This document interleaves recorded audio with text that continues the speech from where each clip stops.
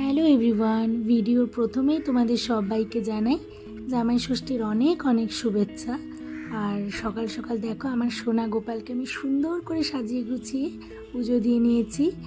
আর এদিকে নীল ডিউটি যাবে, তো ইউনিফর্ম পরে ও একদম রেডি আর বসে আছে এখন জামাই ষষ্ঠী নেওয়ার জন্য। আর মা ভিডিও কলিংয়ে জামাই ষষ্ঠী দেবে ওকে। আগের বছরও মা ভিডিও কলিংয়ে দিয়েছে, আর এবছরও জিনিসটা অনেকটা মজার লাগলেও আর এটার মধ্যে কিন্তু অনেক মন খারাপও থাকে, কারণ যেতে পারি না। আবার এই অনুষ্ঠানগুলোর সাথে অনেক আবেগও জড়িয়ে থাকে। তো যাই হোক, মা 2 বছর ধরে এরকম ভিডিও কলিংয়ে ওকে জামাই ষষ্ঠী দেয়। আর প্রথম বছর আমরা বিয়ের পরে গিয়েছিলাম, তারপর আর যেতে পারিনি।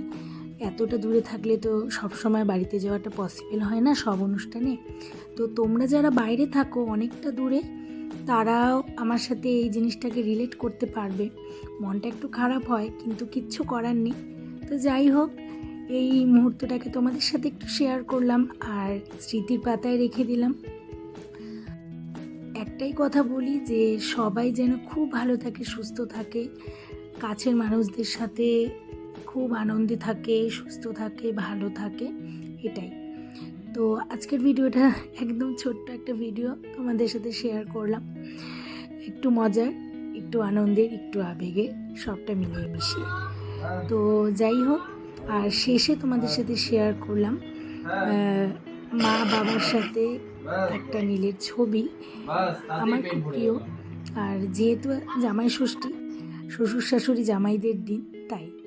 আর এদিকে দেখো, তার ফাঁকে আমার সোনা মাম্মামটার সাথে আমি একটু কথা বলে নিলাম। ও নতুন জামা পরেছে বলে বড় মানিকে দেখাতে হবে, আর ও কিছু একটা খাচ্ছিল, তো আমাকে ওটাও দেখাতে হবে। ওর জন্য এখন ভিডিও কলিং করে বড় মানিকে দেখাচ্ছে।